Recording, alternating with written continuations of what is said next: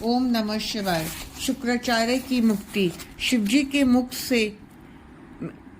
के मुख में से उद्रस्त शुक्राचार्य बाहर निकलने का बड़ा भारी प्रयत्न करने लगे। उन्होंने शिव के पेट से बाहर निकलने का अनेक छिद्रों को तलाशा, परंतु कोई छिद्र उन्हें नहीं मिला। फिर शुक्राचार्य शिव के मंत्र को जपते जपते शिव के वीर रूप से उनके लिंग मार्ग से बाहर आए। शिवजी को प्रणाम किया। पार्वती ने पुत्र मान उन्हें विघ्न रहित कर दिया। शुक्राचार्य को देख दया सागर शिवजी बोले, हे भृगु पुत्र, तुम जिस प्रकार मेरे लिंग द्वारा मेरे शुक्र होकर निकले हो, इस कर्म से तुम्हारा नाम शुक्राचार्य होगा। शुक्राचार्य को मृत संजीवनी विद्या की प्राप्ति की कथा। शुक्राचार्य ने मृत संजीवनी विद्या को कैसे प्राप्त किया, ये वह कथा सुनो। पहले की बात है कि शुक्राचार्य ने वाराणसी में जाकर विश्वनाथ का ध्यान करके भारी तप किया। वहां उनका ज्योतिर्लिंग स्थापित करके एक सुंदर कूप का निर्माण कराया।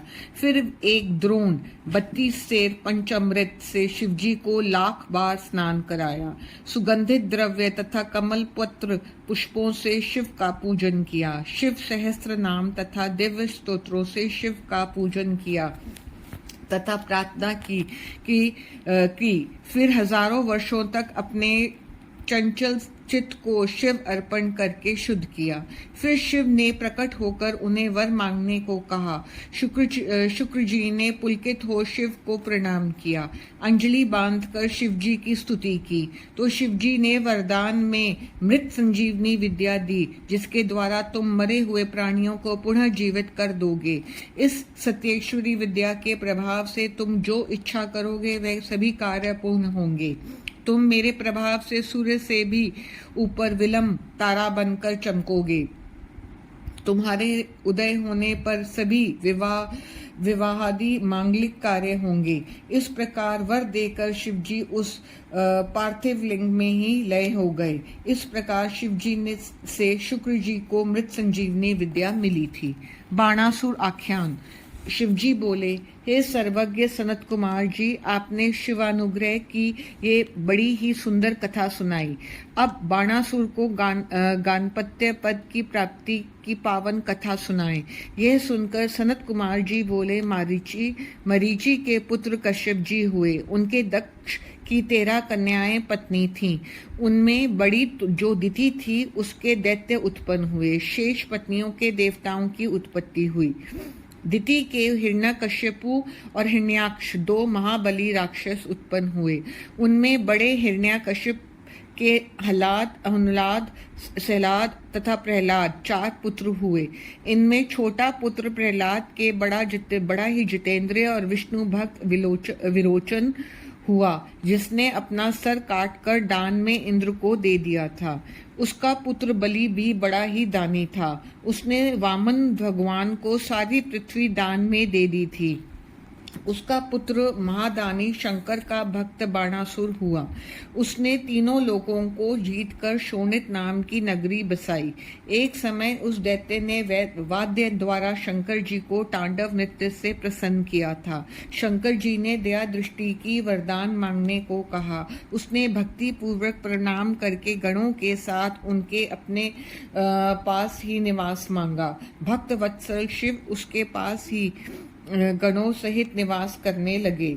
एक समय उस शोणितपुर के पास बहती हुई नदी के तट पर शिव ने लीला की। गान नृत्य हुआ।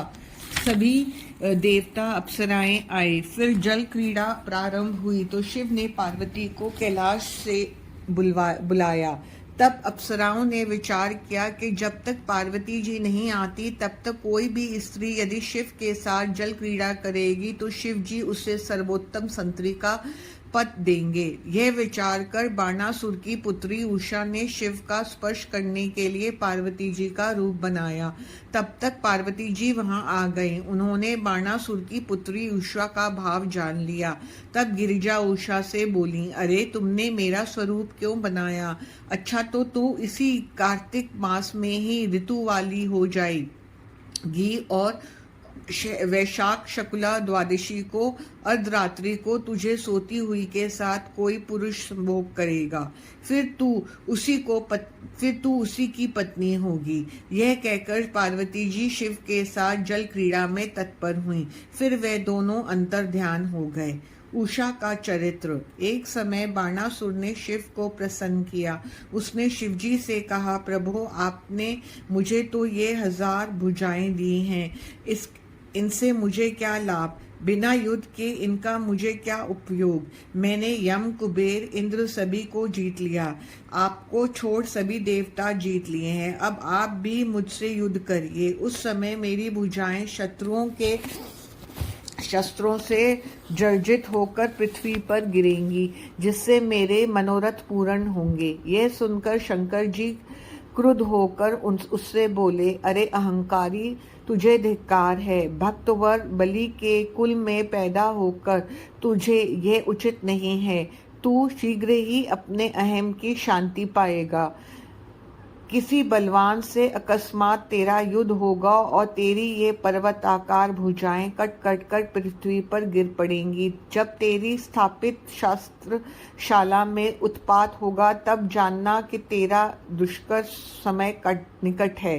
ये सुनकर बाणासुर ने दिव्य पुष्पों से शंकर जी का पूजन किया और प्रणाम करके लौट आया।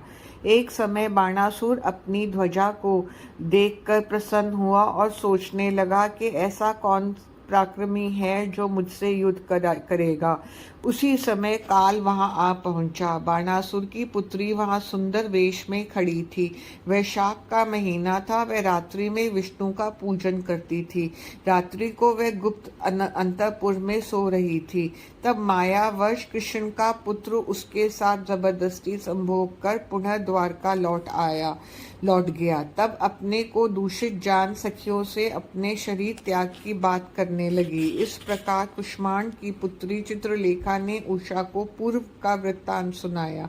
तब वह उस गुप्त पति को प्राप्त करने का उपाय सोचने लगी। तब चित्रलेखा ने एक वस्त्र पर सभी देवता, गंधर्व, सिद्धों, नागों आदि के चित्र बनाए। मनुष्यों में उत्तम राम, कृष्ण, अनिरुद्ध, प्रद्युम्न के सुंदर चित्र भी खींचे। तब अनिरुद्ध के चित्र को देखकर उषा लज्जित हो गई। उसने चित्रलेखा को बताया कि इसी ने मेरा मन चुराया है। तब चित्रलेखा ने उसका नाम, वंश आदि बतलाकर उसकी प्रशंसा की। तो वह अनिरुद्ध पर मोहित हो गई और उसे पाने की उत्कंठा दिखाने लगी। इस पर ज्येष्ठ कृष्ण चतुर्दशी को चित्रलेखा द्वारका पहुंची। चित्रलेखा ने योग द्वारा अंधकार करके अनिरुद्ध को शैया सहित उठा क्षण मात्र में ही शोणितपुर आ गई। उषा ने आश्चर्यचकित हो उससे काम क्रीड़ा करना आरंभ किया। त्यों ही इसकी जानकारी सबको हो गई। द्वारपालों ने ये सूचना बाणासुर को दी। कन्या को ये दूषण कर्म देखकर बाणासुर को महान आश्चर्य हुआ। बाणासुर का युद्ध तथा उषा का विहार। इसके पश्चात बाणासुर ने वहां जाकर अनिरुद्ध को देखा और क्रोध करके उससे लीलायुक्त अपूर्व सुंदर पुरुष से बोला, तूने मेरी पुत्री को दूषित किया है, तू युद्ध को तैयार हो जा। उसने सैनिकों को आदेश दिया। वह अनिरुद्ध को पकड़कर बाहर लाए। तब अनिरुद्ध उन्हें सबको मारकर पुनः उषा के पास अंतःपुर में चला गया। बाणासुर ने कुशल मंत्री युद्ध प्रवीण कुष्मांड को युद्ध करने भेजा। अनिरुद्ध शिवजी से रक्षित था। कुष्मांड उसे जीत ना सका तो बाणासुर स्वयं युद्ध करने आया। वह घोड़े पर सवार था। उसने अनिरुद्ध को नागपाश में बांधकर एक पिंजरे में डाल दिया। फिर क्रुद्ध होकर उसका सिर काटने को तैयार हुआ और बोला, इसने मेरे कुल को दूषित किया है, बलात्कार का यही फल है, इसे दूंगा। तब आकाशवाणी हुई, हे बाणासुर, तुम शिव भक्त हो, तुम क्रोध मत करो, शिवजी सबके ईश्वर हैं, नहीं तो तुम्हारा सर्वनाश कर देंगे। यह सुनकर वह शांत हो गया।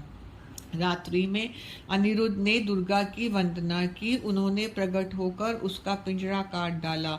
उसने अनिरुद्ध को बंधन मुक्त कर दिया। तब वह पुनः बाणासुर की पुत्री उषा के साथ पहुंच गया। पास पहुंच गया। कृष्णादि युद्ध वर्णन। इधर द्वारका में अनिरुद्ध के चले जाने पर स्त्रियों का रोना सुनकर श्री कृष्ण को महान दुख हुआ। पश्चात नारद जी के द्वारा अनिरुद्ध को बाणासुर के द्वारा बांधे जाने का समाचार सुना तो तब श्री कृष्ण द्वारका से यादवों की भारी सेना लेकर युद्ध के लिए चले। 18 अक्षौणी सेनाओं के साथ श्री कृष्ण ने शोणितपुर को घेर लिया। बाणासुर भी उनसे युद्ध करने चला। साथ ही भक्त को रक्षार्थ सदाशिव भी उनके साथ चले। कृष्ण और शिव का अद्भुत युद्ध हुआ। श्री कृष्ण ने शिव के साथ प्रद्युम्न का कुष्मांड से, कूप का कर्ण से, बाण के पुत्र का बाण का सात्विक से युद्ध हुआ। ब्रह्मास्त्र आदि सभी का प्रयोग हो रहा था। शिव के तेज से कृष्ण के सैनिक ठहर नहीं पा रहे थे। श्री कृष्ण ने शीतलता नामक ज्वर को छोड़ा। शिव जी ने उस ज्वर को शांत कर दिया। इससे कृष्ण को भारी विस्मय हो गया। फिर सबने श्री शिव की स्तुति की। फिर श्री कृष्ण ने कहा, हे प्रभु, मैं आपकी आज्ञा से बाणासुर की भुजाओं को काटने आया हूँ। आप संग्राम से लौट जाइए। मुझे आज्ञा दीजिए, मैं उसे मारूंगा। तब शिव जी ने कहा, सत्य है, मैंने बाणासुर को शाप दिया है, आप इसे मारिए। तब श्री कृष्ण ने जिब्रन करके बाणासुर की भुजाओं को काट दिया। जब उसकी 2 भुजाएं शेष रह गईं, तब बाणासुर श्री कृष्ण को अंतःपुर में ले गया और वहां अपनी कन्या को अनिरुद्ध को देकर रत्नादि का महान दहेज दिया। श्री कृष्ण का महान स्वागत किया। श्री कृष्ण अपनी पौत्र वधू और पौत्र को साथ लेकर कुटुंब सहित द्वारका आए और वहां भारी उत्सव किया। बाणासुर को गानपत्य पद की प्राप्ति। फिर बाणासुर अपना अज्ञान समझकर शिवजी के पास जाकर रोने लगा। उसने हस्तपद न्यास युक्त तांडव नृत्य किया। शिवजी ने प्रसन्न होकर वर मांगने को कहा। उसने शोणितपुर का राज्य उषा के पुत्र को मांगा और अपना दैत्य वंश से विनाश मांगा। शिवजी ने उसे गानपत्य पद प्रदान किया।